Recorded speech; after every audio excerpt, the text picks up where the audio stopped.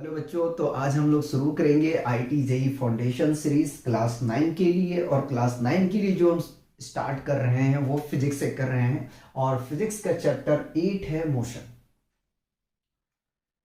ज़्यादा टाइम नहीं लेंगे। जिस तरीके से हमने क्लास 8 के लिए फाउंडेशन सीरीज लेकर चल रहे हैं, बिल्कुल वैसे ही हम 9th को लेकर चलेंगे। लेकिन फिजिक्स कंप्लीट होने के बाद में ही हम मैथमेटिक्स को 9th क्लास का जो है वो कवर करेंगे। 8 क्लास में अगर बात किया जाए तो आपका एक्सपोनेंट कंप्लीट हो चुका है, अलजेब्रिक एक्सप्रेशन एंड आइडेंटिटी ये भी कंप्लीट हो चुका है। फैक्टराइजेशन में आपका एक लेक्चर रह गया है ओलंपियाड का। ठीक है, ओलंपियाड के एक लेक्चर आपको प्रोवाइड करेंगे तो हमारा फैक्टराइजेशन भी कंप्लीट हो जाएगा। ठीक है, तो आइए बात करते हैं मोशन के ऊपर में। ठीक है, तो देखिए किसी भी ऑब्जेक्ट को कब हम डिफाइन करेंगे कि वो ऑब्जेक्ट रेस्ट में है या मोशन में है। ठीक है, तो पहले हम रेस्ट की बात कर लेते हैं। ठीक है, कि किसी भी ऑब्जेक्ट को कब हम कहेंगे कि वो ऑब्जेक्ट हमारा रेस्ट में है। ठीक है, और कब कहेंगे कि मोशन में है। तो रेस्ट को डिफाइन करने के लिए हम ये कह सकते हैं कि यदि कोई ऑब्जेक्ट अपनी पोजीशन टाइम के रिस्पेक्ट में चेंज ना कर रहा हो या ना करता हो तो उसे हम लोग कहते हैं कि वो रेस्ट में है। किसको कहते हैं? ऑब्जेक्ट को कहते हैं। ठीक है, और मोशन को हम लोग डिफाइन करते हैं कि यदि कोई ऑब्जेक्ट अपनी पोजीशन टाइम के साथ में चेंज करता हो तो हम कहते हैं कि वो ऑब्जेक्ट मोशन में है। किसी के लिए कोई ऑब्जेक्ट मोशन में हो सकता है एक ही टाइम पे और रेस्ट में हो सकता है। नहीं समझ में आया? थोड़ा आसान करता हूं। हमने कहा कि एक ऑब्जेक्ट एक ही टाइम पे किसी के लिए रेस्ट में हो सकता है और किसी के लिए मोशन में हो सकता है। ठीक है, मान लीजिए कि हमारे रिस्पेक्ट में अगर बात करें तो आप लोग रेस्ट में हो, लेकिन कोई ऑब्जर्वर है, थर्ड ऑब्जर्वर है या सेकंड ऑब्जर्वर है जो अर्थ पे ना होके अगर वो मून से आपको ऑब्जर्व कर रहा है तो आप उसके लिए क्या रेस्ट में रहोगे?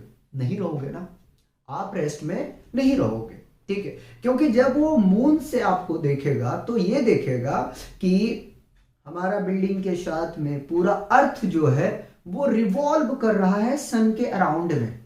क्या कर रहा है? सन के अराउंड में अर्थ जो है चक्कर लगा रहा है। तो आप क्या हो गए? मोशन में हो गए।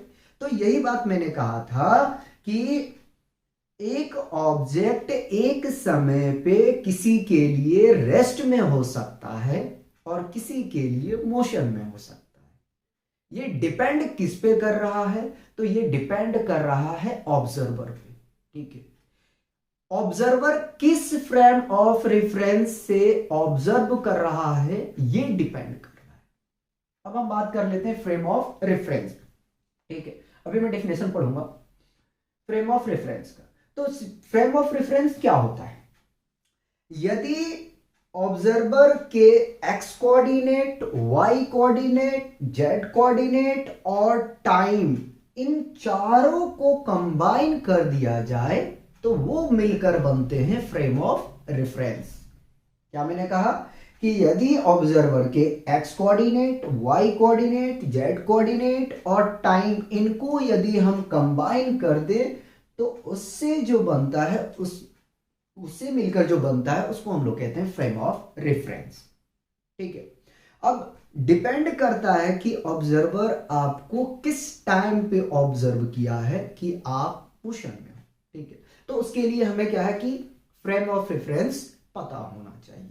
ठीक है, कि ऑब्जर्वर का एक्स कोऑर्डिनेट क्या है, वाई कोऑर्डिनेट क्या है, जेड कोऑर्डिनेट क्या है और टाइम क्या है जब उन्होंने ऑब्जर्व किया। ठीक है, तो डेफिनेशन पढ़ते हैं रेस्ट का। कहता है if object does not change its position with time it is said to be in rest. हमने कहा शुरू में कि यदि कोई ऑब्जेक्ट अपनी पोजीशन टाइम के साथ ना चेंज करे या करता हो तो हम लोग कहते हैं कि वो ऑब्जेक्ट रेस्ट में। ठीक, मोशन के लिए पढ़ते हैं। If object change its position with respect to time it is said to be in motion. यदि कोई ना कहे, यदि ऑब्जेक्ट अपना पोजीशन टाइम के साथ में चेंज करे तो हम ये कहते हैं कि वो ऑब्जेक्ट मोशन में। ठीक है, रेस्ट और मोशन ये दोनों रिलेटिवली टर्म है। कैसा टर्म है? रिलेटिवली टर्म है। ठीक है, और एब्सोल्युटली रेस्ट और मोशन जो है वो कोई टर्म नहीं है। फिर से मैं रिपीट कर रहा हूं, अगर मैं एक बात करूं कि वास्तव में रेस्ट और मोशन होता है तो ऐसा कुछ भी नहीं होता है। ठीक है, कुछ भी नहीं, मतलब मैं टर्म की बात कर रहा हूं। ठीक है, रेस्ट और मोशन जो है वो एब्सोल्युटली कोई ऐसा टर्म नहीं है। ठीक है, एब्सोल्युटली की मैं बात कर रहा हूं। ठीक है, कहीं ऐसा ना समझो कि रेस्ट और मोशन को कह रहे हैं कि होता ही नहीं है। ठीक है, तो रेस्ट और जो मोशन है ये क्या है? ये दोनों रिलेटिवली टर्म है। ठीक है, अब आगे में चलते हैं, हम बात करते हैं डिस्टेंस और डिस्प्लेसमेंट की। जिस तरीके से हमने रेस्ट और मोशन के बारे में जाने उसी प्रकार से हम डिस्कस करेंगे डिस्टेंस और डिस्प्लेसमेंट के बारे में। तो डिस्टेंस क्या होता है? ठीक है, हम बात कर रहे हैं डिस्टेंस का। ठीक है, डिस्टेंस की हम बात कर रहे हैं। तो देखिए, सपोज दैट मान लीजिए कि ये रहा आपका घर। ठीक है, आसान से समझना है यार। और ये रहा आपका कोचिंग।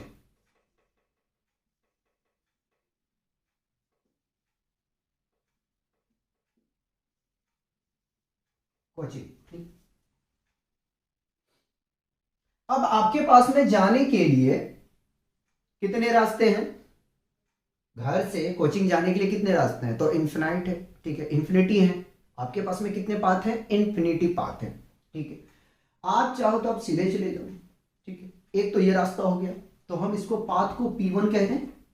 ठीक है, दूसरा ये है कि आप ये पाथ को फॉलो ना करते हुए आप इस पाथ को अगर फॉलो करें, ठीक है, तो इसको हम P2 कह देते हैं। और आप P2 को ना फॉलो करते हुए आपने क्या किया? घूमते फिरते, दोस्तों से मिलते जुलते, ठीक है, गप्पे सप्पे मारते हुए आप कोचिंग पहुंचते। तो यह रास्ता आपका कौन सा हो गया? P3 हो गया।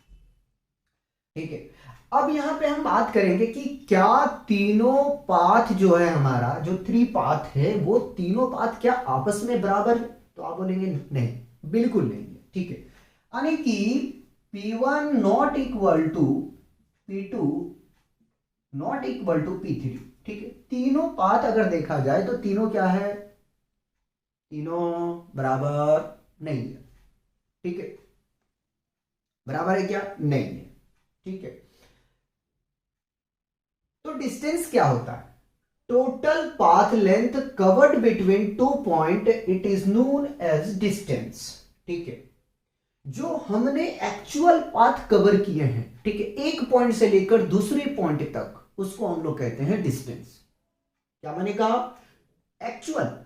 ठीक है, एक्चुअल पाथ की मैं बात कर रहा हूं। ठीक है, जो हमने टोटल डिस्टेंस कवर किए एक पॉइंट से लेकर दूसरी पॉइंट तक, उसको हम लोग कहते हैं डिस्टेंस। वही हमने लिखा कि total path length covered between 2 point, it is known as distance. ठीक है, आपने ए पॉइंट से चला और बी पॉइंट पे, मान लीजिए ए पॉइंट से आपको बी पॉइंट पहुंचना है, तो आपके पास में इंफिनिटी पाथ है पहुंचने के लिए। तो आपने जो टोटल डिस्टेंस कवर किया ए टू बी जाने में, उसी को हम लोग कहते हैं डिस्टेंस। ठीक है, उसी को कहते हैं डिस्टेंस। अब आगे में चलते हैं, थोड़ा सा और बात करते हैं। डिस्टेंस का एसआई यूनिट होता है, SI unit of distance is metre. ठीक है, एसआई यूनिट क्या होता है? डिस्टेंस का मीटर होता है। ठीक है, आगे में हम और बात करते हैं कि क्या डिस्टेंस कभी 0 हो सकता है? नहीं। ठीक है, it can not be zero, ठीक है। डिस्टेंस कभी भी जीरो नहीं होगा, ठीक है। और आगे में चलते हैं और पॉइंट हम लिखते हैं, ठीक है। क्या डिस्टेंस कभी नेगेटिव हो सकता है? It can not be negative, ठीक है। डिस्टेंस कैसा होता है? स्केलर होता है, वेक्टर होता है, कैसा क्वांटिटी होता है? तो डिस्टेंस जो होता है वो एक स्केलर क्वांटिटी होता है, ठीक है। उसमें केवल आपका जो है क्वांटिटीज गिवन होते हैं, डायरेक्शन का कोई खेल नहीं है, डायरेक्शन का कोई खेल नहीं है। इसीलिए डिस्टेंस जो होता है वो एक स्केलर क्वांटिटी होता है, ठीक है। It is a scalar quantity, ठीक।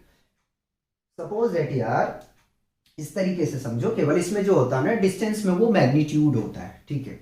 और अगर आप डायरेक्शन को ऐड कर दो तो वही डिस्प्लेसमेंट आपका बन जाएगा, ठीक है। जैसे कि मान लीजिए ये रहा आपके पास में चौराहा, ठीक है। चौराहा जहां से चार रास्ते गुजरे, ठीक है। अगर कोई बंदा मान लो आपसे यहाँ पूछता है, ठीक है, कि मान लो सपोज दैट ये रहा ए पे आपका, यहाँ से ए पॉइंट पे वो खड़ा है, ठीक है। और बी पॉइंट पे उसको जाना है, ठीक है। और ये सी पॉइंट है और ये डी पॉइंट है। आपसे पूछा कि मुझे ए टू बी पहुंचना है, ठीक है। बी पे मैं मान लेता हूँ कोचिंग है भैया, कोचिंग है, ठीक है।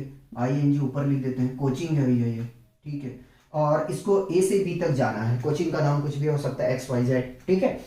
और अगर आपसे वो पता करता है कि मुझे जो है कोचिंग जाना है, कोचिंग का नाम बता दिया क्या है, XYZ, ठीक है। XYZ है कोचिंग का नाम। तो यहां से अगर आपसे ये पता करता है, अगर आपने बताया कि ऐसा करो, कोचिंग का डिस्टेंस दे देता हूं यार, कोचिंग का डिस्टेंस दे देता हूं 100 मीटर का है, 100 मीटर का, ठीक है। 100 मीटर का हम दे दिए। अगर इस प्लेस पे अगर पूछता है ये, ठीक है, और आपने कह दिया कि ऐसा करो कि 100 मीटर आप चले जाओ, आपको जो है कोचिंग XYZ मिल जाएगा, ठीक है। लेकिन जब यहाँ पे बंदा वो आता है, आने के बाद में अगर इस पाथ को पकड़ लेता है, सी वाली पाथ को, तो क्या उसको कोचिंग मिलेगा? नहीं मिलेगा। अगर वो डी वाली पाथ को पकड़ लेता है, क्या उसको कोचिंग मिलेगा? नहीं मिलेगा, ठीक है। तो इसमें आपने क्या नहीं किया, डायरेक्शन नहीं दिया, ठीक है। अगर आपने डायरेक्शन दे देता तो ये बंदा यहां पहुंच जाता। अगर डायरेक्शन उसमें इन्वॉल्वमेंट हो जाता है तो वही क्वांटिटी आपका वेक्टर बन जाता है, ठीक है। वही क्वांटिटी आपका वेक्टर में कन्वर्जन हो जाएगा। आगे में चलेंगे और हम डिस्प्लेसमेंट की बात करेंगे। अच्छा देख लूं मैं, डिस्टेंस में कुछ छूटा है क्या? SI यूनिट हमने लिख दिया है, ये नेगेटिव नहीं हो सकता है, ठीक है। जीरो नहीं हो सकता है, स्केलर क्वांटिटी है, ठीक है। और कुछ है क्या? नहीं है। चलिए आगे में चलते हैं, डिस्प्लेसमेंट की हम बात कर लेते हैं। तो डिस्प्लेसमेंट क्या होता है? Shortest distance between two point का होता है, ठीक है। यानी कि ए से बी तक पहुंचने के लिए सबसे छोटा रास्ता क्या होता है, ठीक है। जो सबसे छोटा रास्ता होता है उसी को हम लोग क्या कहते हैं? डिस्प्लेसमेंट कहते हैं। तो वही मैंने लिखा, the shortest path between two point, ठीक है, it is known as displacement. Displacement किसे कहते हैं? जो दो पॉइंट का जो शॉर्टेस्ट पाथ होता है उसको हम क्या कहते हैं? डिस्प्लेसमेंट कहते हैं, ठीक है। वही हमने लिखा है, the shortest path between two point, ठीक है। दो पॉइंटों, ऐसे समझो यार, समझो ऐसे कि मान लीजिए आप ए पे है, बी तक आपको जाना है। जाने के लिए बहुत रास्ते हैं, ठीक है। जाने के लिए मैंने कहा ना कि इन्फिनिटी रास्ते हैं, लेकिन आप शॉर्टेस्ट पाथ से जाना चाहते हो तो वो आपका डिस्प्लेसमेंट कहलाएगा, ठीक है। वही मैंने यहां पे डिफिनेशन लिखा है, the shortest path between two point it is known as displacement, ठीक है। जो शॉर्टेस्ट पाथ होता है दो पॉइंट के बीच का, ठीक है, या दो पॉइंट का, उसे हम लोग कहते हैं डिस्प्लेसमेंट, ठीक है। अब यहां से देखते हैं कि डिस्प्लेसमेंट का, अच्छा डिस्टेंस को डिनोट करते हैं, वो हमने नहीं लिखा ना, यहां लिख देते हैं, ठीक है। डिस्टेंस को हम डिनोट करते हैं, डिस्टेंस, ठीक है, denoted by, distance is denoted by D और एस डिपेंड करता है, ठीक ठीक है। किससे डिनोट कर रहे हैं? डी और एस से करते हैं, ठीक है। अब डिस्प्लेसमेंट की हम बात करें तो डिस्प्लेसमेंट का SI यूनिट क्या होगा? SI unit of displacement placement is metre. इसका भी जो होता है एसआई यूनिट क्या होता है, वो मीटर होता है। ठीक है, सेकेंड पॉइंट हमने लिखा था कि डिस्टेंस जो है वो जीरो नहीं हो सकता है, लेकिन ये जीरो हो सकता है, इट कैन बी जीरो। ठीक है, जीरो। ठीक है, और ये, ठीक है, और ये होता है एक वेक्टर क्वांटिटी होता है। ठीक है, क्या लिखेंगे, it is a vector quantity, vector quantity, क्योंकि इसमें डायरेक्शन भी आ जाता है, क्वांटिटी। ठीक है, वेक्टर क्वांटिटी। और इसको डिनोट किस चीज से करते हैं, तो इसको जो है हम डिनोट करते हैं, ठीक है, एस से करते हैं, लेकिन वेक्टर की साइन हम लगाते हैं। ठीक है, इट इज डिनोटेड बाई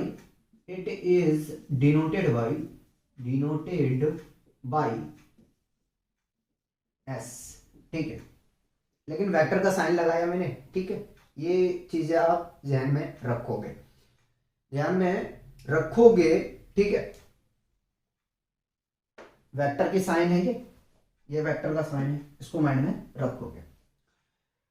आपको मैंने रेस्ट, मोशन, डिस्टेंस और डिस्प्लेसमेंट कवर करवा चुके हैं। ठीक है, अब देखते हैं स्पीड और वेलोसिटी। ये भी क्या है, रिलेटिवली टर्म है, तो उसको दोनों के एक साथ में ही हम डिफाइन करेंगे। फिर हम स्पीड के टाइप्स देख लेंगे और वेलोसिटी के टाइप्स देख लेंगे। ठीक है, इस लेक्चर में हम इतने ही कवर करेंगे। उसके बाद नेक्स्ट लेक्चर में जो है हम यूनिफॉर्म, नॉन यूनिफॉर्म, एक्सेलरेशन और कवर करेंगे और उस पर बेस्ट कुछ क्वेश्चन लगाएंगे। नेक्स्ट जो लेक्चर होगा उसमें हम कवर करेंगे डेरिवेशन को। ठीक है, फॉर्मूले को ड्राइव करेंगे और कुछ क्वेश्चन प्रैक्टिस करेंगे। उसके बाद में जो हमारा चलेगा वो कंटिन्यू क्या करेंगे कि उसमें हम क्वेश्चन को प्रैक्टिस करेंगे। ठीक है, तो सबसे पहले आप यहां तक कवर करेंगे। ठीक है, नोट करेंगे, उसके बाद में हम नेक्स्ट टॉपिक को डिस्कस करेंगे। अब ये बात करते हैं स्पीड और वेलोसिटी के ऊपर में। तो स्पीड क्या होता है, speed is defined as the distance traveled per unit time. It is known as speed. Speed क्या होता है, speed is defined as the distance traveled per unit time. It is known as speed. ठीक है, हम लोग define करते हैं। Distance का ऐसा यूनिट क्या होता है, मीटर होता है, और टाइम का ऐसा यूनिट क्या होता है, सेकंड होता है। ठीक है, सेकंड होता है। स्पीड का ऐसा यूनिट होता है, लिख चुके हैं हम ना। ठीक है, तो लिखते हैं speed is a scalar quantity. Scalar quantity क्यों होगा, स्केलर क्वांटिटी क्यों होगा, मीटर आपका है स्केलर क्वांटिटी। ठीक है, तो जाहिर सी बात है कि आपका स्पीड जो है वो स्केलर क्वांटिटी हो। ठीक, और टाइम अपना तो वेक्टर क्वांटिटी है ही नहीं। ठीक, दोनों स्केलर है तो स्केलर ही होगा। स्पीड को बेसिकली जो हम डिनोट करते हैं वो v से करते हैं, तो v इक्वल टू s/t लिख सकते हो। ठीक है, या तो v is equal to d/t लिख सकते हो, ये डिपेंड करता है आपके ऊपर। तो अगर आपको स्पीड निकालना है, वेलोसिटी में कह रहा था ठीक है, अगर स्पीड निकालना है तो आप डायरेक्ट जो है वो फॉर्मूला अप्लाई करेंगे डिस्टेंस अपॉन टाइम का। ठीक है, और इसके लिए जो ऐसा यूनिट बनेगा वो मीटर पर सेकेंड बनेगा। लेकिन अगर आपको डिस्टेंस पूछ लिया तो आप क्या करोगे, तो यहीं से जो है आप क्रॉस मल्टीप्लाई करोगे। ठीक है, यहीं से क्रॉस मल्टीप्लाई करोगे, एक ही फॉर्मूला आपको माइंड में रखना है। और क्रॉस मल्टीप्लाई करने के बाद में आपका क्या फॉर्मूला बनेगा, वेलोसिटी इनटू टाइम, है ना, VELO होता है भैया, वेलोसिटी इनटू टाइम। ठीक है, तो S is equal to V into T. अब यहां पे आपका बताइए ऐसा यूनिट क्या बनेगा, वेलोसिटी का ऐसा यूनिट क्या होता है, मीटर पर सेकेंड, ठीक है। और टाइम क्या क्या होता है, सेकंड, सेकंड से सेकंड कैंसल आउट हो जाएगा, फाइनली क्या मिलेगा, मीटर, ठीक है। यानी कि डिस्टेंस का ऐसा यूनिट क्या होता है, मीटर होता है। और अगर आपको टाइम निकालने बोला जाए तो टाइम के लिए क्या करोगे, distance upon time, distance upon velocity, time कह रहा हूं, ऐसा यूनिट क्या होगा, सेकंड, ठीक है। ऐसा यूनिट क्या होगा, सेकंड। देखो डिस्टेंस को जो है मैं एस लेके चल रहा हूं, आप कंफ्यूज नहीं होना, मैंने यहाँ पहले लिख दिया कि आप डी लेके चल सकते हो, ठीक है। अगर आप डी लेके चलेंगे तो वही निकलेगा भाई, क्या आ जाएगा, ये वीटी, मीटर होगा इसका ऐसा यूनिट। और अगर आप टाइम निकालना चाहते हो तो डी बाई वी हो जाएगा, और इसका यूनिट ऐसा यूनिट क्या होगा, सेकंड होगा, ठीक है। कंफ्यूजन नहीं होना चाहिए, ठीक है। अगर मान लो कि आप एग्जाम में बैठे और आपने स्पीड का डिफिनेशन नहीं पढ़ के बैठा, ठीक है, मैं 9th के लिए बता रहा हूँ, ठीक है, ऐसे आप पढ़ के बैठोगे तो आप यहीं से डायरेक्ट बनाना, कैसे बनाओगे, speed is defined as the distance travel per unit time, it is known as speed, ठीक है। ऐसा यूनिट लिखना कि द ऐसा unit of speed is metre per second and speed is a scalar quantity, ठीक है। इतना तो कम से कम यार मेंशन किया करो। आगे भी चलेंगे और हम बात करेंगे वेलोसिटी का। तो वेलोसिटी को हम कैसे डिफाइन करेंगे, velocity is defined as the displacement covered per unit time, है ना, डिस्प्लेसमेंट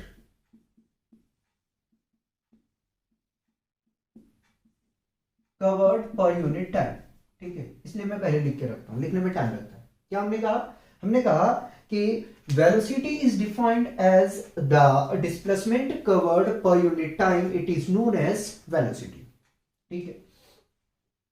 वेलोसिटी को वी से लिखते हैं, कंफ्यूज मत हो जाना, ठीक है। अब इसका ऐसा यूनिट हम चेक करते हैं, तो ऐसा यूनिट क्या होगा, देखिए डिस्प्लेसमेंट आपका कैसा होता है, वेक्टर क्वांटिटी होता है, ठीक है। और टाइम आपका स्केलर क्वांटिटी है, तो जो वेलोसिटी आपका होगा वो भी वेक्टर क्वांटिटी होगा।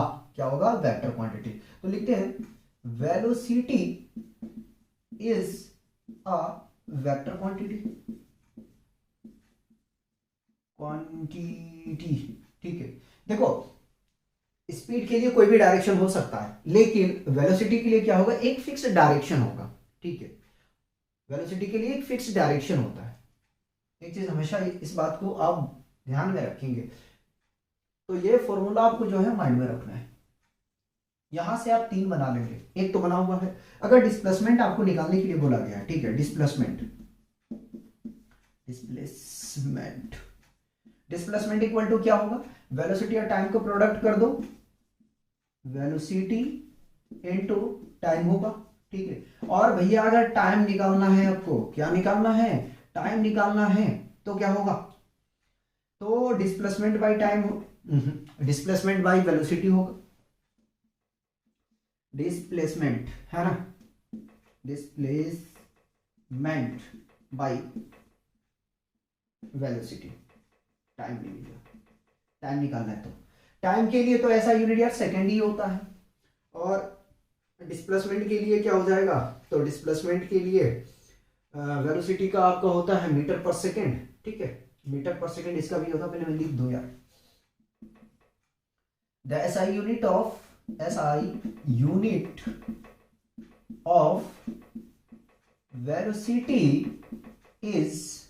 वेलोसिटी इज ज्यादा गंदा लिखता हूं मैं, इज मीटर पर सेकेंड, ठीक है। इसको लिखते हैं ऐसे भी है, मीटर पर सेकेंड, ध्यान रख लेना, मीटर पर सेकेंड, ठीक है। तो डिस्प्लेसमेंट के लिए क्या हो जाएगा, इसको चेक कर लें। तो अगर यहां से हम कैलकुलेट करने जाए वेलोसिटी के लिए मीटर पर सेकेंड और टाइम के लिए सेकंड, तो सेकंड से सेकंड कैंसिल आउट हो जाएगा, यानी कि मीटर आएगा इसका, ठीक है, इसका मीटर आएगा। अरे बताओ कोई परेशानी है तो, ठीक है, अगर कोई प्रॉब्लम है तो बताओ। देखो ये मेन डेफिनेशन है, इसको ध्यान में रखना, अगर इसको भी याद नहीं तो आप यहीं से डेफिनेशन बना लेना। कैसे बनाओगे, आप लिखोगे कि velocity is defined as the displacement covered per unit time, है ना, displacement covered per unit time, it is known as velocity, आपको बनाना है, ठीक। बना के लिखना, रटना नहीं, रटने की चीज नहीं है, आपको बनाना है। कैसे बनाओगे? Velocity is defined as the displacement covered per unit time, it is known as velocity. ठीक है, तो स्पीड हमने देख लिया, वेलोसिटी हमने देख लिया, रेस्ट देख लिया, मोशन देख लिया, डिस्टेंस देख लिया और डिस्प्लेसमेंट देख लिया। ठीक है, अब इनके टाइप्स को थोड़ा सा डिस्कस कर लेते हैं, उसके बाद में हम क्वेश्चन को प्रैक्टिस करवाएंगे। आइए अब टाइप्स को डिस्कस करते हैं, स्पीड और वेलोसिटी का। ठीक है, तो स्पीड 3 टाइप्स के होते हैं, एक आपका यूनिफॉर्म स्पीड, दूसरा आपका होता है नॉन यूनिफॉर्म स्पीड और थर्ड है आपका एवरेज स्पीड। उसी तरह से वेलोसिटी जो है वो भी आपके 3 टाइप्स के होते हैं, यूनिफॉर्म वेलोसिटी और नॉन यूनिफॉर्म वेलोसिटी और एवरेज वेलोसिटी। ठीक है, टाइम बहुत लगता है इसलिए हमने पहले कॉपी करके रखा। तो सबसे पहले हम यूनिफॉर्म स्पीड को समझेंगे। ठीक है, तो यूनिफॉर्म स्पीड कब हम किसी भी ऑब्जेक्ट का डिफाइन कर सकते हैं। ठीक है, तो यूनिफॉर्म स्पीड हम किसी ऑब्जेक्ट का तब डिफाइन कर सकते हैं यदि वो object equal distance, equal interval of time में कवर करता है, तो हम उसे कहेंगे कि वो हमारा यूनिफॉर्म स्पीड में ऑब्जेक्ट है। कहने का मतलब मेरा यह है कि अगर कोई ऑब्जेक्ट है, ठीक है, और यूनिफॉर्म स्पीड के साथ में चल रहा है, ठीक है, यूनि का मतलब होता है एक जैसा, कहीं पे भी वेरिएशन नहीं होना है। यूनि का मतलब क्या होता है? एक जैसा, कहीं पे भी वेरिएशन नहीं होना चाहिए। ठीक है, वेरिएशन का मतलब है कि चेंज होना। सपोज दैट मान लो हमें ए से बी तक पहुंचना है। ठीक है, ये ए पॉइंट है और ये बी पॉइंट है। ठीक है, मान लो हमने सी पॉइंट तक कुछ स्पीड इस तरीके से हम डिस्ट्रीब्यूट कर रहे हैं, समझने की कोशिश करना। मान लो कि हम ए से सी तक चलें, ठीक है, 20 मीटर पर सेकंड की स्पीड से। ठीक है, और ये डिस्टेंस है आपका, मान लीजिए कि 30 या 100 मीटर कर देते हैं, 100 मीटर। ठीक है, 100 मीटर है। ठीक है, हमने 20 मीटर पर सेकंड की स्पीड से चल रहे हैं, 100 मीटर के डिस्टेंस हमने कवर कर लिए। ठीक है, लेकिन सी से डी तक जो है, सी से डी तक हमने 10 मीटर पर सेकंड की स्पीड से चला है। ठीक है, 10 मीटर पर सेकंड से, और हमने डिस्टेंस कवर कितना किया है? 60 मीटर। ठीक है, और डी में हमने 30 मीटर पर सेकंड की स्पीड से चलना स्टार्ट कर दिया, और यहां डिस्टेंस हमने कवर कर लिया कितना?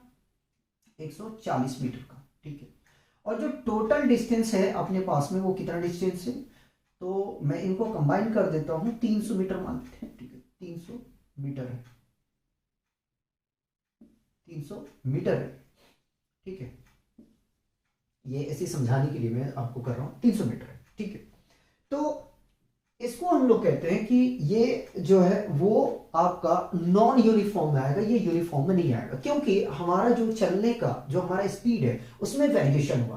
पहले हमने ए से सी तक जो चला है वो 20 मीटर पर सेकंड की स्पीड से चला है, और सी से डी तक जो है वो हमने 10 मीटर पर सेकंड की स्पीड से चला है, और डी से बी तक हमने जो चला है वो 30 मीटर पर सेकंड की स्पीड से चला है। ठीक है, अब चलते हैं जो हमने कॉपी किया उसके अकॉर्डिंग से समझाते हैं। An object is said to be moving with uniform speed if it cover equal distance in equal interval of time, that is called uniform speed. अगर कोई ऑब्जेक्ट मूव कर रहा है यूनिफॉर्म स्पीड के साथ में, और वो equal distance, equal interval of time में कंप्लीट करता है, तो उसको हम लोग कहते हैं कि वो ऑब्जेक्ट यूनिफॉर्म स्पीड से चल रहा है। ठीक है, कुछ बातें मैं अपनी तरफ से ऐड करके बताऊंगा, डिट्टो मैं इसमें आपको नहीं बता रहा हूं। ठीक है, तो हमने क्या कहा, यूनिफॉर्म स्पीड क्या होता है? किसी भी ऑब्जेक्ट को यूनिफॉर्म स्पीड हम तब डिफाइन करते हैं जब वो ऑब्जेक्ट यूनिफॉर्म स्पीड के साथ में चल रहा हो और equal distance, equal interval of time में कंप्लीट करता है, तो हम लोग उसे कहते हैं यूनिफॉर्म स्पीड। सेकंड देखेंगे, ये एग्जांपल है आपका सेकंड का। सेकंड है हमारा नॉन यूनिफॉर्म स्पीड। ठीक है, नॉन यूनिफॉर्म स्पीड, यहीं से समझ में नहीं आ रहा, नॉन यूनिफॉर्म स्पीड यानी कि जो स्पीड होगा इसमें क्या होगा? वेरिएबल होगा। ठीक है, इसमें वेरी करेगा। ठीक है, पढ़ते हैं। An object is said to be moving with variable speed और non uniform speed. if it covers unequal distance in equal interval of time, it is known as non-uniform speed. यदि कोई ऑब्जेक्ट नॉन यूनिफॉर्म स्पीड के साथ में move कर रहा है या वेरिएबल स्पीड के साथ में मूव कर रहा है और वो unequal distance equal interval of time में कंप्लीट करता है, तो उसे हम कहते हैं नॉन यूनिफॉर्म स्पीड। फिर से समझाता हूं, ठीक है। सपोज दैट, मान लो कि इसी डायग्राम से समझाता हूं। मान लो कि आपको ए से बी पॉइंट पे पहुंचना है, ठीक है, और आपने मान लीजिए ये आपका होम है, समझने की कोशिश करना, ठीक है। ये आपका घर है, ठीक है, ये घर है, और ये आपका वो पॉइंट है जहां पे आप पहुंचना चाहते हैं। तो स्कूल मान लेते हैं, ठीक है, स्कूल मान लिया। सपोज दैट, मान लो आपने ए पॉइंट से चलना स्टार्ट किया, ठीक है, और यहां पे आपको कोई फ्रेंड या आपके कोई जानने वाले मिल गए, यहां पे आप रुक गए, ठीक, आप यहां रुके, ठीक है। रुकने के बाद में आप 2-4 सेकंड तक जो है होल्ड कर गए, या तो मान लो कि 1 मिनट 2 मिनट तक, समझाने के लिए कर रहा हूं, रुक गए आप, ठीक है। उसके बाद में फिर आप यहां से चलते हो 10 मीटर पर सेकंड की स्पीड में, ठीक है। हो सकता है कि आपको क्राउडेड मिल गया एरिया, ठीक है, ट्रैफिक ज्यादा मिल गया, जिसकी वजह से आपका स्पीड कम हो गया, ठीक है। लेकिन जैसे आप डी से बी की तरफ मूव करते हो, वहां आपको क्या मिलता है कि लेस ट्रैफिक मिलता है, जिसकी वजह से आप अपनी स्पीड को क्या करते हो, इंक्रीमेंट कर देते हो, ठीक है। क्या कर देते हो, इंक्रीमेंट कर देते हो, ठीक है। तो ऐसे जो मोशन कर रहा है, मोशन नहीं बोले उसको, मैं अलग कैटेगराइज में समझाऊंगा। तो ऐसे स्पीड को हम लोग क्या कहते हैं, नॉन यूनिफॉर्म स्पीड, ठीक है। यहां पे चले हो आप कुछ अलग स्पीड से, यहां चले हो आप कुछ अलग स्पीड से, यहां चले हो आप कुछ अलग स्पीड से, तो इसी स्पीड को हम लोग कहते हैं नॉन यूनिफॉर्म स्पीड, ठीक है। एक बार और समझाते हैं। यदि कोई ऑब्जेक्ट नॉन यूनिफॉर्म स्पीड के साथ में मूव कर रहा है, ठीक है, और वो object unequal distance equal interval of time में कंप्लीट करता है, तो ऐसे ऑब्जेक्ट को हम कहते हैं कि वो ऑब्जेक्ट हमारा नॉन यूनिफॉर्म स्पीड में है। कैसा है, नॉन यूनिफॉर्म स्पीड, ठीक है। तो नॉन यूनिफॉर्म स्पीड कैसे डिफाइन करोगे, तब नॉन यूनिफॉर्म स्पीड हम तब डिफाइन करते हैं जब कोई object unequal distance unequal interval of time में या इक्वल इंटरवल ऑफ टाइम में कंप्लीट करता है, तो उसे हम कहते हैं नॉन यूनिफॉर्म स्पीड, ठीक है। आगे में चलेंगे एवरेज स्पीड, ठीक है। एवरेज वर्ड से समझ में नहीं आ रहा है, एवरेज स्पीड वर्ड से समझ में नहीं आ रहा। एवरेज स्पीड तब डिफाइन करते हैं जब कोई ऑब्जेक्ट टोटल डिस्टेंस ट्रेवल्ड करता है, ठीक है, या टोटल डिस्टेंस को ट्रेवल करने में जो टोटल टाइम उसको लगता है, उसे हम कहते हैं एवरेज स्पीड। एक मोटा मोटे तौर पे समझाया, अभी मैं इसको समझाऊंगा। सपोज दैट, इसी में समझा देता हूं। जैसे कि आपने ए टू सी तक जो है 100 मीटर जो आपको कवर आपने किया, ठीक है। तो यहां से ए से सी तक आपने क्या किया कि आपके कोई जानने वाले मिल गए, वहां गप्पे उप्पे मारे आराम से, ठीक है। गप्पे मारने के बाद में चाय वगैरह पीने के बाद में फिर आप सी से डी तक मूव करते हो, ठीक है। तो मूव करते हो तो आपकी स्पीड जो होता है वो लेस हो जाता है, ठीक है, और 60 मीटर का डिस्टेंस आप कवर करते हो, ठीक है। उसके बाद में आप डी से बी तक जब चलते हो, ठीक है, चलते हो, तो वहां पे क्या होता है कि आप अपनी स्पीड को इंक्रीमेंट कर देते हो, ठीक है, और वहां डिस्टेंस कवर कर लेते हो कितना, 40। लेकिन ए से बी तक पहुंचने में जो आपको टाइम लगता, सपोज दैट यहां मैंने लिख के रखा है ना, इसको किलोमीटर में कर देता हूं बेटे, 5 किलोमीटर है, ठीक है, 5 किलोमीटर कर देते हैं। ये भी मेजरमेंट आपको बदलना पड़ेगा, मैं पहले बता दूं, ठीक है। टोटल डिस्टेंस 5 किलोमीटर है, ठीक।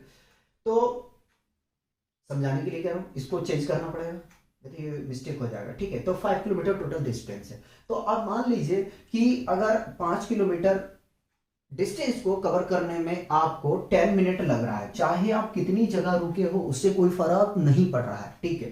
तो टोटल जो आपने डिस्टेंस को ट्रेवल्ड किए हो, ठीक है, और जो इसको ट्रेवल करने में टोटल टाइम लगा है, उसी को हम कहते हैं एवरेज स्पीड। यानी कि जो आपने डिस्टेंस जहां तोड़ तोड़ के रुका, फिर चला, फिर रुका, फिर चला, उसको आप सम कर दो, ठीक है, और जो टोटल टाइम आपको लगा है उसको सम कर दो, ठीक है, और सम करने के बाद उसको डिवाइड कर दोगे तो वो आपका आ जाएगा एवरेज स्पीड। अब पढ़ते हैं। The average speed is the total distance travel by the object, ठीक है। एवरेज स्पीड तब डिफाइन करते हैं जब कोई ऑब्जेक्ट टोटल डिस्टेंस ट्रेवल करता है, ठीक है, divided by the total time taken, और उसको अगर हम टोटल टाइम से डिवाइड कर देते हैं तो उसे हम लोग क्या कहते हैं, एवरेज स्पीड। इसी को और अलग तरीके से आप एक्सप्लेन कर सकते हो। Average speed is defined as the ratio of total distance by the object divided by total time taken, ठीक है। इस तरीके से आप डिफाइन कर सकते हो, ठीक है, जैसे हमने यहां की डिफाइन किया, जिस तरीके से हमने यहां डिफाइन किया उसी तरीके से आप डिफाइन करोगे। अगर परेशानी तो बता, ठीक है, एक बार और समझा देते हैं, ठीक है।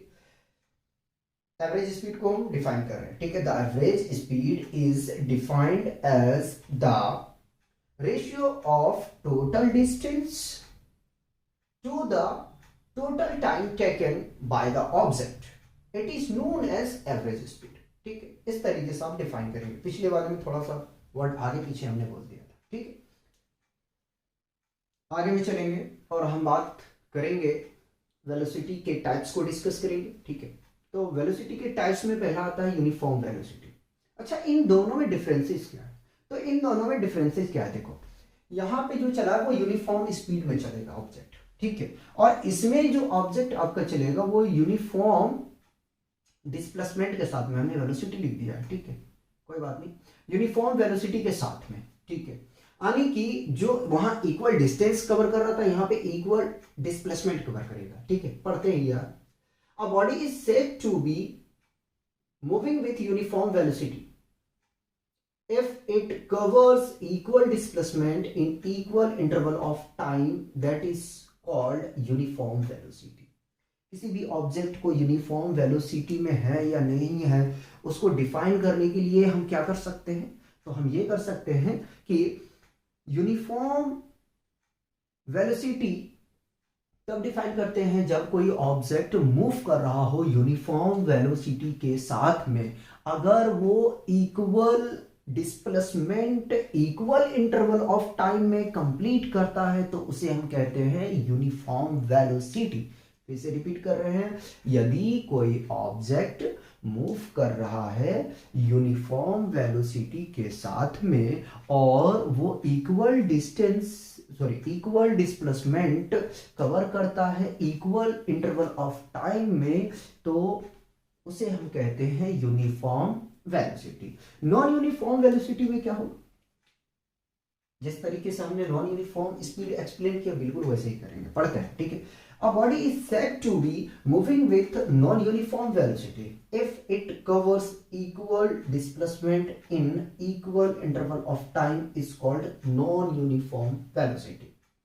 यदि कोई बॉडी मूव कर रहा है नॉन यूनिफॉर्म वेलोसिटी के साथ में, ठीक है, और वो बॉडी अनइक्वल डिस्प्लेसमेंट कवर करता है इक्वल इंटरवल ऑफ टाइम में, तो उसे हम कहते हैं नॉन यूनिफॉर्म वेलोसिटी। क्या कहते हैं, नॉन यूनिफॉर्म वेलोसिटी, ठीक है। चलिए आगे में चलते हैं। अब एवरेज वेलोसिटी जरा देख लें। एवरेज वेलोसिटी क्या है? Average velocity is defined as the ratio of total displacement to the total time interval, it is known as average velocity. Average velocity क्या होता है? Average velocity is defined as the ratio of total displacement to the total time taken, it is known as average velocity, ठीक है। तो formula क्या होता है average velocity का? एवरेज वेलोसिटी का फॉर्मूला होता है total displacement bye total time, ठीक है। यानी कि जितने छोटे छोटे आप जो डिस्प्लेसमेंट कवर किए हो उसका सम कर दो और उन छोटे छोटे डिस्प्लेसमेंट को कवर करने में जो टाइम लगा है उसका सम कर दो और डिवाइड कर दो, तो आपको क्या मिल जाएगा? एवरेज वेलोसिटी मिल जाएगा। अब यहाँ एसआई यूनिट इसलिए नहीं बता रहा हूं कि एसआई यूनिट यार वही होगा जो वेलोसिटी का होता है, जो स्पीड का होता है वही होगा, ठीक है। तो चाहो तो एवरेज स्पीड को आप थोड़ा सा डिफिनेशन को चेंज कर सकते हो। क्या कर सकते हो? The average speed is the ratio, ठीक है, यहां से टोटल हटा सकते हो, इज द रेशियो, ठीक है, of distance, total distance, of the ratio of total distance, ठीक है, to the total time taken, it is known as average speed, ठीक है। तो जितना हमने भी डिफिनेशन पढ़ा है, ठीक है, आज हम इतने ही रखेंगे, क्योंकि हमने आपको रेस्ट करा दिया, मोशन करा दिया, डिस्टेंस करा दिया, डिस्प्लेसमेंट करा दिया, उसके बाद में स्पीड करा दिया, वेलोसिटी करा दिया, स्पीड के टाइप्स करा दिए, वेलोसिटी के टाइप्स करा दिए। अब आपको एक दो न्यूमेरिकल करा देते हैं, जिससे जो हमने फॉर्मूला पढ़ा है वो फॉर्मूले को अप्लाई करने के लिए हमें आ जाए, ठीक है। और इस डिफिनेशन को यार कॉपी कर लेना, मैंने कहा ना कि थोड़ा सा जो है इसको चेंज कर लेना इस डिफिनेशन के हिसाब से। मैंने 2-3 बार बता दिया है, शायद मैं जो फर्स्ट टाइम बताया था रेशियो वाला, उसमें थोड़ा सा वर्ड आगे पीछे हो गया, तो थोड़ा सा उसको देख लेना, ठीक है। पहले इसे कॉपी किया जाए, फिर हम प्रॉब्लम को डिस्कस करते हैं। आइए फर्स्ट क्वेश्चन देखते हैं। फर्स्ट क्वेश्चन में हमसे कह रहा, a car travel 30 kilometre at a uniform speed of 40 kilometre. एक कार है जो 30 किलोमीटर एक uniform speed 40 kilometre per hour की स्पीड से चल रही है, ठीक है, and next 30 kilometre at a uniform speed of 20 kilometre per hour. और जो नेक्स्ट का 30 किलोमीटर बचता है उसको वो car uniform speed 20 kilometre per hour की स्पीड से कवर कर रही है।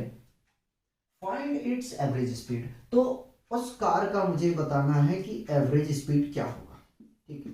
ए मान लिया हमने यहां से, और ये बी पॉइंट है, और ये हमारा सी पॉइंट है। देखो कार जो है पहले 30 किलोमीटर, है ना, 40 किलोमीटर पर आवर की स्पीड से चल रही है। कितने? 40 किलोमीटर पर आवर की स्पीड से। तो स्पीड यानी कि v1 कह दें 40 किलोमीटर पर आवर है। और जो नेक्स्ट 30 किलोमीटर है, नेक्स्ट जो 30 किलोमीटर है, ठीक है, ये क्या है? डिस्टेंस है ना, तो हम यहाँ डी लेते हैं, एस नहीं लेंगे ना, d1, और ये आपका यहां से आ गया d2, ठीक। जो नेक्स्ट 30 किलोमीटर है उसको वो 20 किलोमीटर पर आवर की स्पीड से चल रही है। कितने? 20 किलोमीटर पर आवर, ठीक है, यानी कि ये v2 हो गया हमारा। क्या कह रहा है कि एवरेज स्पीड बताओ क्या है। कोई बात नहीं, एवरेज स्पीड निकालते हैं। तो सबसे पहले तो देखो हमें टाइम तो नहीं पता है ना, हमें क्या करना पड़ेगा? टाइम निकालना पड़ेगा, ठीक।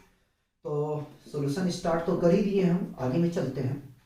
पहली बात तो हमें पता है कि speed is equal to distance upon time होता है, ठीक है। टाइम को हम t1 कहेंगे, यानी कि यहाँ का टाइम हमें नहीं पता है, यहाँ का टाइम हमें नहीं पता। तो सबसे पहले क्या करेंगे? टाइम हम कैलकुलेट करेंगे, ठीक है। तो t1 इज इक्वल टू क्या होगा? डिस्टेंस इंटू v1, यानी कि स्पीड, या v1 इंटू, सही नहीं लग रहा, चलो v1 इंटू डी लिख लो, यानी डिस्टेंस, ठीक है।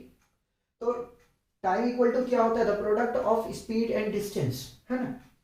तो t1 इज इक्वल टू, हम यहां पे देखें, अगर ऑप्शन देखा जाए तो ऑप्शन में किलोमीटर पर आवर में है, तो हमें जरूरत नहीं है कि उसको मिनट में कन्वर्जन करें या तो सेकंड में बदलें, ठीक है।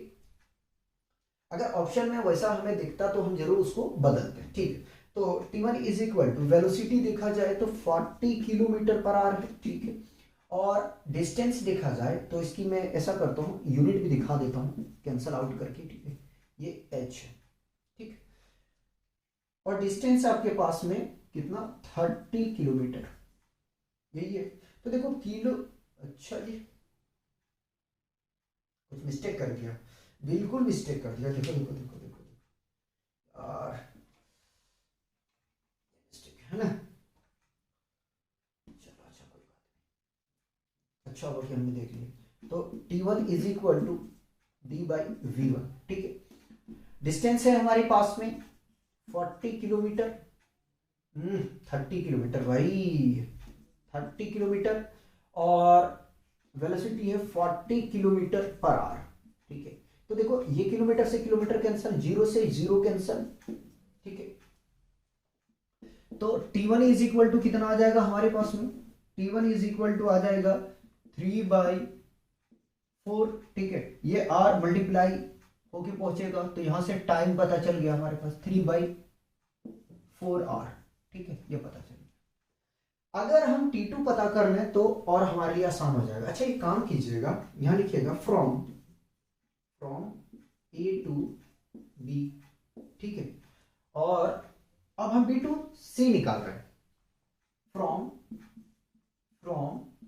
B टू C, ठीक है। कहां से कहां कैलकुलेट कर रहे हैं, B से C तक। तो T2 is equal to, Neetu मत बना देना भाई देखो यहां हमने मिस्टेक किया था, ठीक है। थोड़ा आराम से करना आप लोग, मिस्टेक हो जाता है यार। देखो कंटिन्यू लेक्चर ले ही रहे हैं, ऑफलाइन ऑनलाइन दोनों होता है, ठीक है। ऑनलाइन नहीं किया, रिकॉर्डेड कर रहे हैं तो भी लिखना पड़ता है, फिर मिटाना पड़ता है, तो इसमें क्या होता है थोड़ा सा माइंड जो है ना वो थकने लग जाता है, जिसकी वजह से मिस्टेक बढ़ जाता है थोड़ा सा। आगे भी चलेंगे। T2 इक्वल टू D2/V2, यहाँ पे आप D1 लिख लें। तो T2 इज इक्वल टू, देखें डिस्टेंस कितना है 30 किलोमीटर है, और जो आपके स्पीड था कार का वो कितना हो गया 20, ठीक है। ये किलोमीटर बाई किलोमीटर h, ठीक है। जीरो से जीरो कैंसिल, किलोमीटर से किलोमीटर कैंसिल, तो T2 इज इक्वल टू कितना आ जाएगा 3/2, ठीक है। ये h मल्टीप्लाई होगा, h आ गया यहां से, तो यहां से हमें क्या पता चल गया, यहां से हमें T2 भी पता चल गया। अब हमें पता है कि एवरेज स्पीड का फॉर्मूला क्या होता है, तो एवरेज स्पीड को डिनोट करते हैं VAV से, ठीक है। VAV से average speed is equal to total distance by total time taken, है ना, टोटल टाइम टेकन, ठीक है, यही होता है ना। चलिए आगे में, तो VAV, ये वाई लग रहा है, ठीक है। VAV is equal to total distance कितना 30 किलोमीटर, यानी कि फॉर्मूला लिख देते हैं D1 plus D2 divided by T1 plus T2, ठीक है। तो VAV is equal to D1 कितना है 30 किलोमीटर प्लस 30 किलोमीटर, ठीक है। और टोटल टाइम हमने कैलकुलेट कर लाए हैं, कितना लाए हैं 3/4 प्लस 3/2, ठीक है। पहले एलसीएम ले लेते हैं और जो न्यूमरेटर में है उसको ऐड कर देते हैं, तो VAV is equal to 60, LCM लेंगे तो मिल जाएगा हमें यहां से 4, ठीक है। और 4 1 जा 4, यानी कि 3 प्लस 2 2 जा 4, 2 को मल्टीप्लाई 3 से कर दो तो 6 हो जाएगा, ठीक है। ये 4 मल्टीप्लाई इसके साथ में होगा, ठीक है। VAV is equal to 60 into 4 divided by, इसको ऐड करेंगे कितना आ जाएगा 9, ठीक है। 3 के टेबल से कट करें, 3 3 जा 9, 3 2 जा 6, ठीक है। और 24 जा 80, तो एवरेज वेलोसिटी कितना आ गया 80/3 आवर्स, किलोमीटर पर आवर होगा ना, किलोमीटर पर आवर। देखो भैया कोई ऑप्शन मैच कर रहा है, फर्स्ट नहीं है, सेकंड नहीं है, यानी कि सेकंड मतलब बी और थर्ड मतलब सी, ठीक है, ये ठीक है। तो इस तरीके से जो है आपको कैलकुलेट करना है। एक क्वेश्चन और कराते हैं, ठीक है, उसके बाद में हम लोग लेक्चर को बाइंड अप करेंगे। तो पहले यहां तक कॉपी किया जाए। आइए सेकंड क्वेश्चन देखते हैं, और सेकंड क्वेश्चन में हमसे कह रहा है कि a train travels at 60 kilometre per hour for 0.52 hours. एक ट्रेन है जो 60 किलोमीटर पर आवर की स्पीड से चल रही है, और वो 0.52 आवर्स जो है वो डिस्टेंस को कवर करती है। कितना डिस्टेंस कवर करती है वो हमें कैलकुलेट करना है। 30 kilometre per hour for the next 0.24 hours, और जो नेक्स्ट का डिस्टेंस है वो 30 किलोमीटर पर आवर की स्पीड से चल रही है, और कितना टाइम चल रही है तो 0.24 आवर्स। एंड देन 70 किलोमीटर पर hours for the next 0.71 hours. और जो नेक्स्ट का डिस्टेंस है वो 70 किलोमीटर पर आवर की स्पीड से ट्रेन 0.71 आवर्स तक चलती है। What is the average speed of the trip? तो उस ट्रिप का एवरेज स्पीड क्या है ये हमें बताना है। ठीक है, तो हम क्या करें कि सबसे पहले स्केचिंग कर लेते हैं, यानी कि डायग्राम बना लेते हैं। ठीक है, मान लेते हैं ए पॉइंट, बी पॉइंट और ये हमने सी पॉइंट मान लिया, और थोड़ा सा आगे बढ़ा के हम यहां से डी पॉइंट मान लेते हैं। ठीक है, तो ट्रेन ए से बी तक जो है 60 किलोमीटर पर आवर की स्पीड से चल रही है, यानी कि स्पीड जो है v1 वो है 60 किलोमीटर पर आवर। ठीक है, और कितने टाइम तक चल रही है? तो जो टाइम है वो है 0.52 आवर्स, यानी कि हमें d1 नहीं पता है। और जो नेक्स्ट है वो उसके लिए कितने टाइम तक चल रहा है, क्या स्पीड से, वो देख लें जरा सा। तो जो नेक्स्ट स्पीड है वो 30 किलोमीटर पर आवर है ना, 30 किलोमीटर पर आवर। कितना टाइम तक चल रही है? तो टाइम जो है वो है 0.24 आवर्स। और जो नेक्स्ट बचा हुआ डिस्टेंस है वो ट्रेन की स्पीड कितना हो जाता है? तो 70 किलोमीटर प्रति घंटे की स्पीड से चलती है। और कितना टाइम तक? टाइम क्या है भाई? तो टाइम है 0.71 आवर्स। ठीक है, D3 नहीं पता, D2 भी नहीं पता, ये हमें पता करना है। ठीक है, यानी कि पिछला क्वेश्चन में टाइम हमें नहीं दिया गया था और डिस्टेंस और स्पीड दिया गया था। इस क्वेश्चन में क्या है कि हमें स्पीड दिया गया है, टाइम दिया गया है, लेकिन डिस्टेंस हमें नहीं दिया गया है। तो एवरेज स्पीड के लिए हमें डिस्टेंस चाहिए। ठीक है, तो सबसे पहले क्या करना पड़ेगा कि हमें डिस्टेंस कैलकुलेट करना पड़ेगा। तो आइए जरा सा डिस्टेंस करते हैं। From A to B. ठीक है, ए टू बी हम कैलकुलेट करते हैं। ठीक है, तो आपको पता है कि speed equal to distance upon time होता है। लिख देता हूं। ठीक है, speed equal to distance upon time होता है। ठीक है, हमें निकालना है क्या? डिस्टेंस, यानी कि d1 इज इक्वल टू, ये दोनों प्रोडक्ट हो जाएगा। ठीक है, v1 into t1। d1 is equal to v1 देखो कितना है, 60 किलोमीटर पर आवर। ठीक है, तो किलोमीटर को इस बार शो नहीं करूंगा, 0.52। ठीक है, इसका हम प्रोडक्ट कर देते हैं। इसके लिए यार कैलसी यूज कर लेंगे। ठीक है, उसके लिए हम कैलसी यूज कर लेंगे। 60 इंटू 0.52 जल्दी हो जाएगा। तो डिस्टेंस कितना आ गया? 31.2 किलोमीटर। ये आ गया d1। ठीक है, अब निकालते हैं हम d2। From b to c। ठीक है, चलिए, तो d2 इज इक्वल टू क्या आ जाएगा? v2 into t2। v2 है आपके पास में 30 किलोमीटर पर आवर। ठीक है, और टाइम है आपके पास में 0.24। इनका प्रोडक्ट कर देते हैं। तो 30 इंटू 0.24। ठीक है, कितना आ जाएगा? ये आ गया 7.2 किलोमीटर। ठीक है, यहां से हमें d2 भी पता चल गया। ठीक है, आगे में चलते हैं। हमें क्या निकालना है? हमें निकालना है d3, यानी कि c से d तक है ना। From c to d। ठीक है, कहां से कहां तक? c से लेकर d तक। ठीक है, तो d3 इज इक्वल टू क्या होगा? v3 into t3। ठीक है, चलिए, तो वेलोसिटी स्पीड, चलो कोई नहीं, वेलोसिटी कह लो। ठीक है, तो स्पीड अपने पास में गिवन है 70 किलोमीटर पर आवर का, और टाइम दिया है 0.71। इनका प्रोडक्ट कर देते हैं। ठीक है, 70 इंटू 0.71 49.7 किलोमीटर आ गया। ठीक है, ये आ गया d3। अब क्या करना है?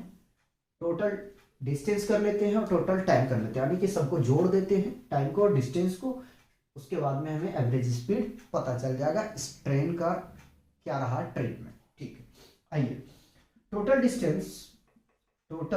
Distance is equal to d1 plus d2 plus d3। ठीक है, तो d1 कितना आया है 31.2 प्लस 7.2 प्लस 49.7। ठीक है, इसको ऐड करते हैं, प्लस 7.2 प्लस 31.2। ठीक है, इसको ऐड करेंगे तो पूरा हमें मिल जाएगा 88.1 किलोमीटर। ठीक है, ये क्या है टोटल डिस्टेंस को मैं लिखता हूं dt। ठीक है, ये टोटल डिस्टेंस है। ठीक है, उसी प्रकार से हम समय को भी टोटल कर लेते हैं, टाइम जो है। ठीक है, टोटल टाइम ऐड करते हैं भाई, तो t1 plus t2 plus t3। ठीक है, सबको ऐड करो भाई। तो t1 है आपके पास में 0.52 hours plus 0.24 hours plus 0.71 hours. ठीक है, ऐड करते हैं 0.52 hours plus 0.24 hours plus 0.71 hours. ठीक है, इसको ऐड करेंगे तो ये आ जाएगा हमारे पास में 1 घंटा 47 मिनट। ठीक है, लेकिन ये आवर्स में है। ठीक है, तो टोटल टाइम को मैं टोटल टाइम ही लिखता हूँ, टी लिख देता हूँ, कैपिटल टी। ठीक है, अब क्या करना है, हमें निकालना है एवरेज स्पीड क्या है ट्रेन की। ठीक है, तो VAV is equal to total distance by total time taken, है ना। तो टोटल डिस्टेंस तो आया हमारे पास 88.1 डिवाइडेड बाय टोटल टाइम आया 1.47। ठीक है, VAV डिवाइड कर देते हैं 88.1 डिवाइडेड बाय 1.47। ठीक है, तो ये आ जाएगा हमें मिल जाएगा, क्या मिलेगा, हमें मिल जाएगा ये 59.93। ठीक है, VAV। ठीक है, चलिए किलोमीटर पर आवर। ठीक है, ये एवरेज स्पीड रहा है ट्रिप में ट्रेन का। ठीक है, ये आपका आंसर। समझे कि नहीं समझे? कोई ऑप्शन मैच कर रहा है या नहीं कर रहा है? ठीक है, तो ऑप्शन ए अपना सही है। ठीक है, तो यार इस तरीके से आपको जो है क्वेश्चन को कवर करना है, और आज हम लोग यहीं पे रोकेंगे। ठीक है, नेक्स्ट लेक्चर में हम कवर करेंगे यूनिफॉर्म नॉन यूनिफॉर्म स्पीड को, सॉरी मोशन को, और एक्सेलरेशन कवर करेंगे। उस पर वैसे हम क्वेश्चन को लगाएंगे, और अगर पॉसिबल हुआ तो फॉर्मूले को भी हम ड्राइव कर देंगे। ठीक है, कॉपी कीजिए।